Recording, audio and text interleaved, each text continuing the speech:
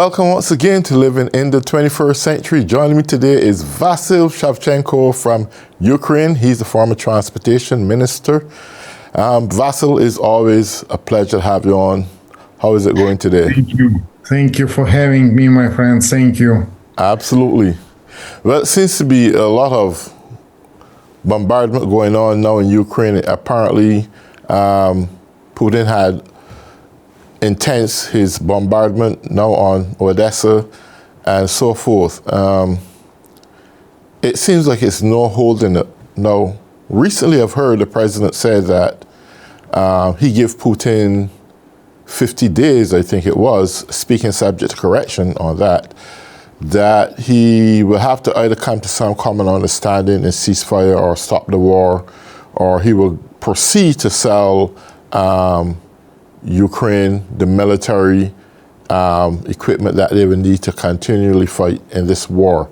What is your overlook now at the war? Is the existence of the present soldiers solely depend on United States assistance, or the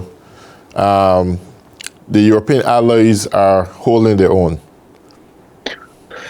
Yes, thank you. I'd like to start my answer from the one important point that Ukraine was visited by special envoy, United States President Kit Kellogg.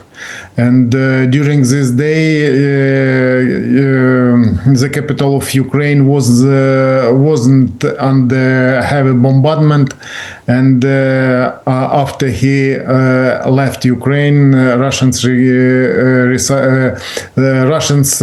started bombing again. And this night, overnight, we had 300 drones, long range, and more than 30 missiles.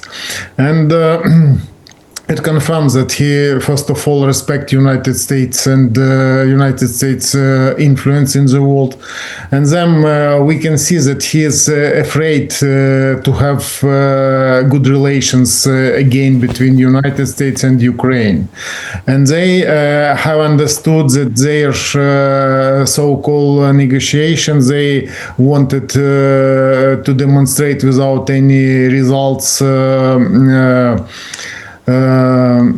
have been fallen. And now many people, most of people know that Russia's president is not interested in ceasefire, because we know that Russia depends on China, and Russia depends on military style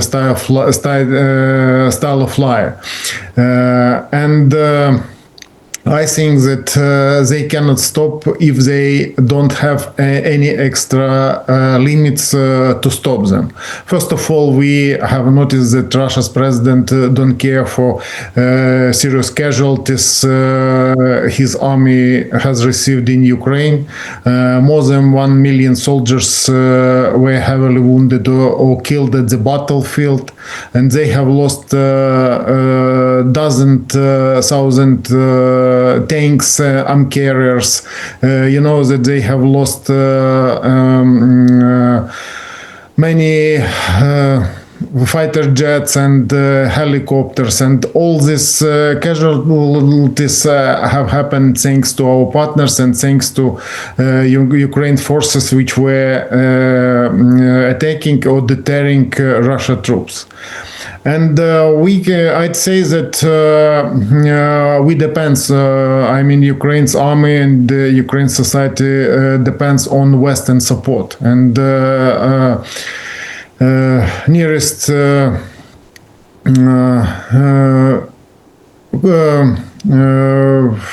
negotiations between our European partners, United States and Ukraine, have demonstrated that the way to cooperate in the sphere of defense have been found. and our partners from European Union could pay part of ammunition from United States at the expense of European Union budget, and Ukraine will buy part of this weapon from United States directly from Ukraine's budget. And you know that Ukraine has restarted the government with a main purpose to improve and increase the number of weapons to provide Ukraine's military forces, because you know that battlefield in Ukraine have changed the type of waging war. Now, for example, arm carriers, tanks, and fighter jets have no actually important influence at the battlefield, because drone technologies have demonstrated that its new type of war can allow poorly equipped army effectively to deter Russia Federation. You know that we have had fourth year this war, and Ukraine forces are fighting against Russia Federation more than 10 years. Now we can see that these technologies are spreading around the world, and now, for example, our partners, our European partners, have understood that they are in danger, and the United States is in danger because of results of combat clashes in Ukraine, because you know that has appeared information that just after conversation between European leader and China's representative concerning war in Ukraine, and one commented that China cannot allow Russia Federation to be defeated in Ukraine, and that means that they are involving and they are back Russia Federation. Yeah, I want to ask you this question, because I remember a couple of years ago when Joe Biden was in power, he had mentioned that the World War III will not be fought in Ukraine. But the more and more it appears, that's where that direction is pointing. Now we have North Korea supporting fully now Russia. So it appears to be China as well, making that declaration that they can allow the Russia Federation to fall victim in the Ukraine. You have two superpowers, or matter of fact, three superpowers coming after Ukraine.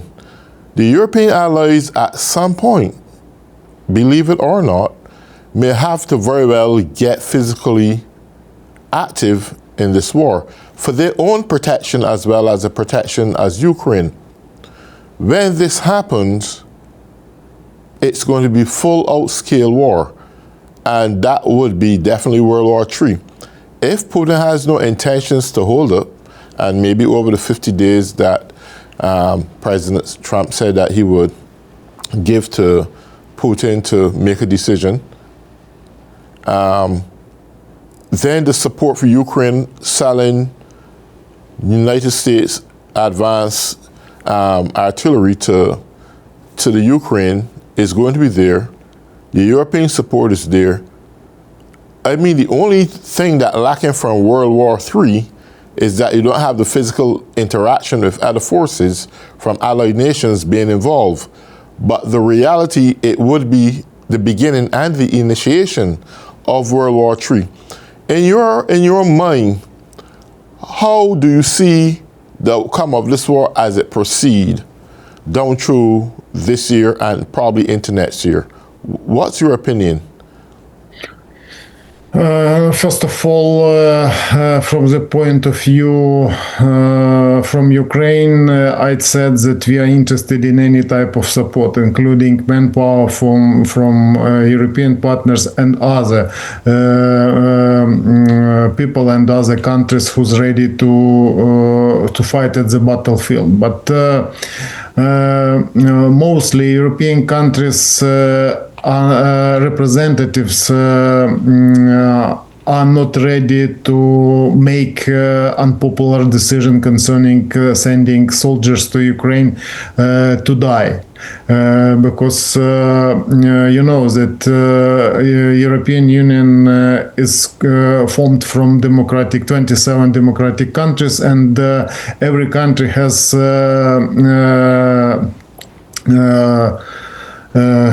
leading countries,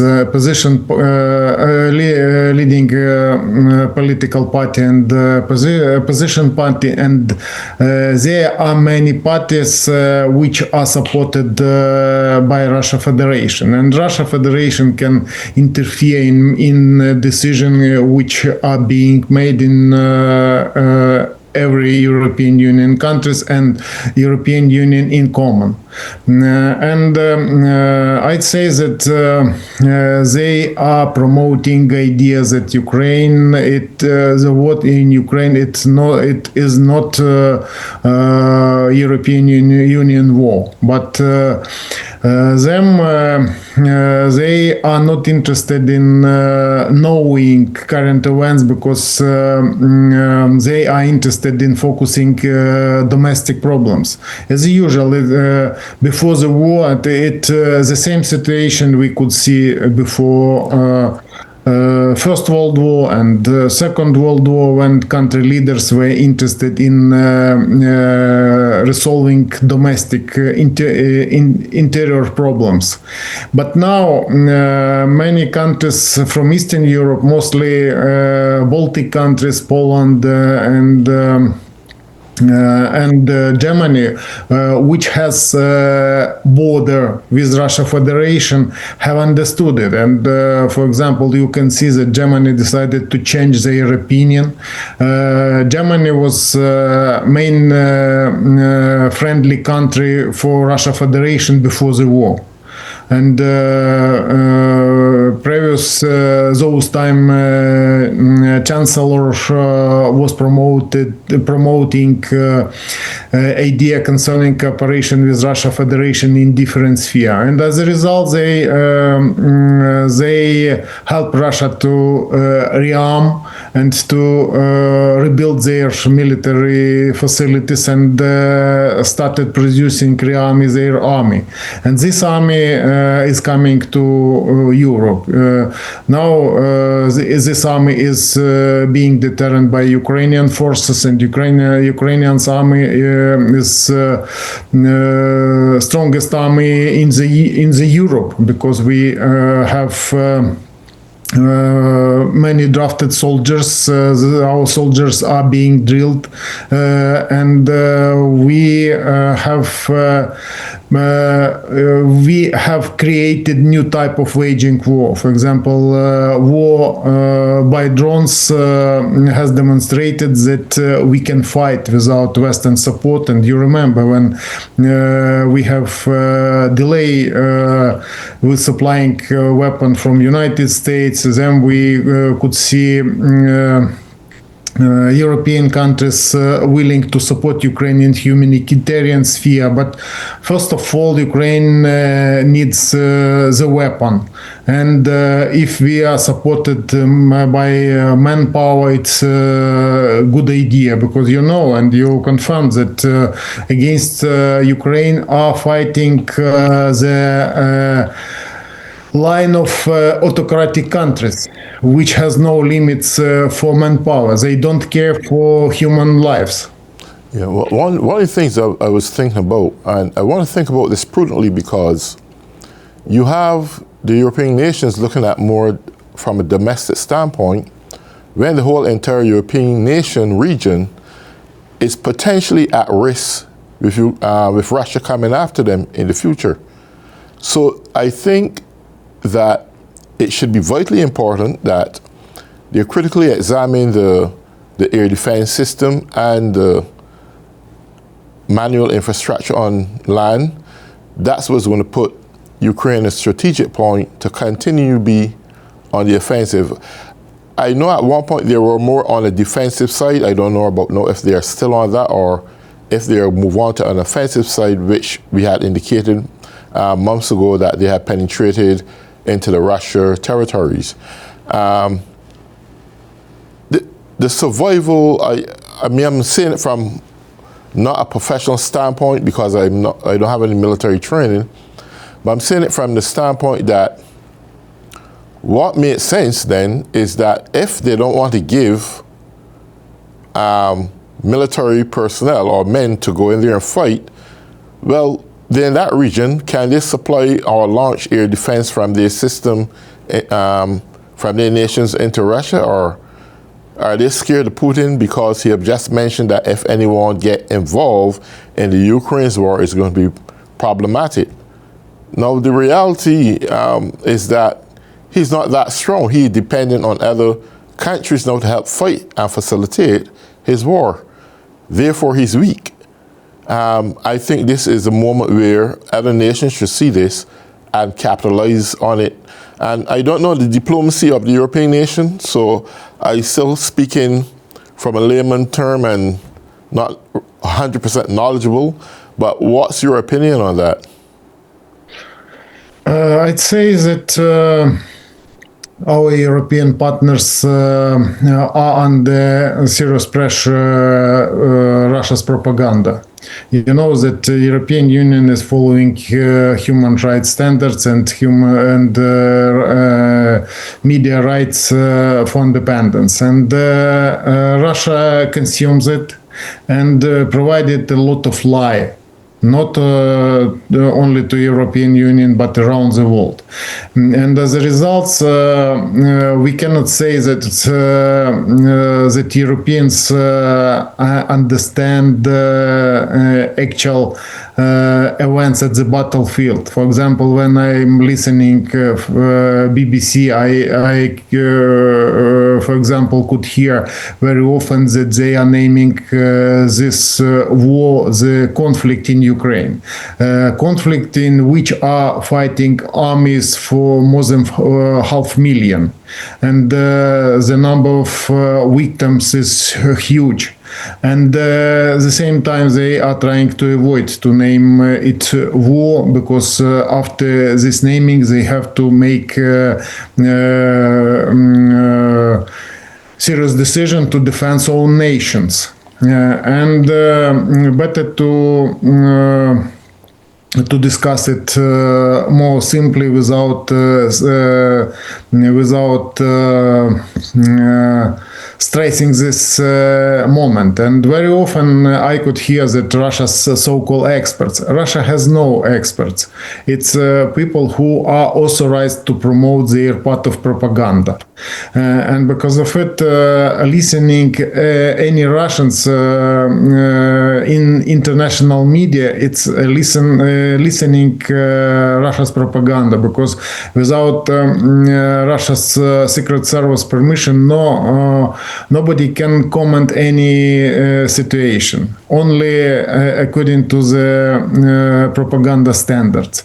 And then you know that United States President Donald Trump demanded to acknowledge 5% expenditures for NATO bloc. And now we can see that why it was impossible, because expenditures didn't include the money for counter propaganda and counter action, and 1.5% from this budget will be sent to fighting with the Russia propaganda. And I think that it will give results. But now we can see that many countries' leaders are under public opinion pressure, and public opinion is on the side of peace. People don't like to be killed or don't like to kill other peoples. But in this case, we can see that domestic challenges supported and founded by Russia Federation has results, and very often right-wing or left-wing European parties are under Russia's influence and very often are promoting Russia's idea. Not directly, but for example, they are for peace. For peace at which conditions? Which conditions of this peace?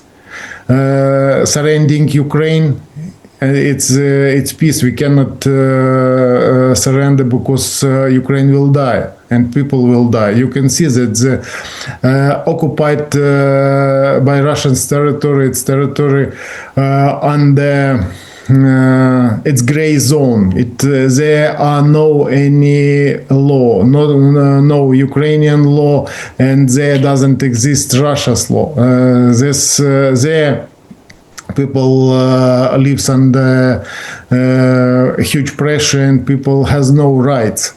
And because of it, for example, United States President noticed that negotiations between Russia and Ukraine has no results. Because Russia is simulating its type of avoiding and delay time. And for example, one day ago, I saw that NATO bloc representative leader commented that this way war between European Union and Russia Federation will take place 1.5 year. And I think that he decided to comment it this way to be understandable for Europeans, because you know that China is interested in capturing Taiwan, and just to distract attention, they will encourage Russia Federation to attack Baltic countries, European countries, to distract attention and to test NATO bloc reaction. Will it be immediate reaction, or it will cause only discussion, and after that must be immediate action? But nobody knows how it will work. And then you know that in this case, United States will have serious image casualties, because China will demonstrate their power. And now we can see that United States President slowly is changing his opinion concerning instruments to stop this war. He has the only instruments to provide Ukraine enough weapon to stop Russia Federation. You know that Ukraine forces could drive them out, but faced that the Ukraine forces didn't have enough military ammunition in those time, and lost half a year for building Russia's fortification from those time, and those time was military support for Ukraine was limited, and because of it we didn't manage to demonstrate them. And you know that among Western countries exist ideas that they are not interested in Russia's collapse, because Russia collapse can cause danger in the sphere of spreading a nuclear weapon. But now we can see that nuclear weapon in the Russia Federation is at the same condition Russia army is. and it means that if we are afraid to demonstrate Russia Federation strength, we will have casualties. All of us, all country will have casualties. The European Union will have serious casualties. Ukraine, United States, and all developed countries, countries with democracy domination, will get under serious blow. Quickly, did Kim Jong-un, North Korea president, I believe, did he outwardly make a declaration that he was going to partner with Russia to fight this war? First of all, I'd say that actually North Korea doesn't exist. It's first China's proxy. We know that North Korea fulfilled order from the China and immediately sent millions rounds to Ukraine, to Russia Federation, to Ukraine, and now they are building serious facility for producing ballistic missiles. They, you know, that quality of North Koreans missiles was bad, and Ukraine forces could down it easily. But now these missiles are equipped more sophisticated technologies, and now they are shelling Ukraine every day, and they have started producing a lot of this type of ballistic missiles. You know that ballistic missiles, most dangerous missiles to shut down. But the only way to intercept ballistic missiles, it's using Patriot system missiles,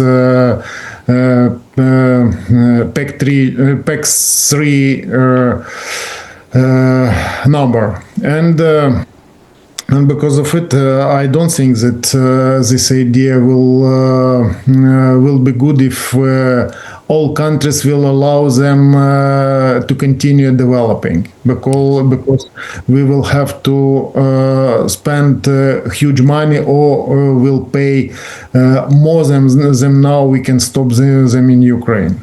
Okay. Well, Vasil, we come to the last minute of the program. It was a pleasure having you. We will see each other again pretty soon.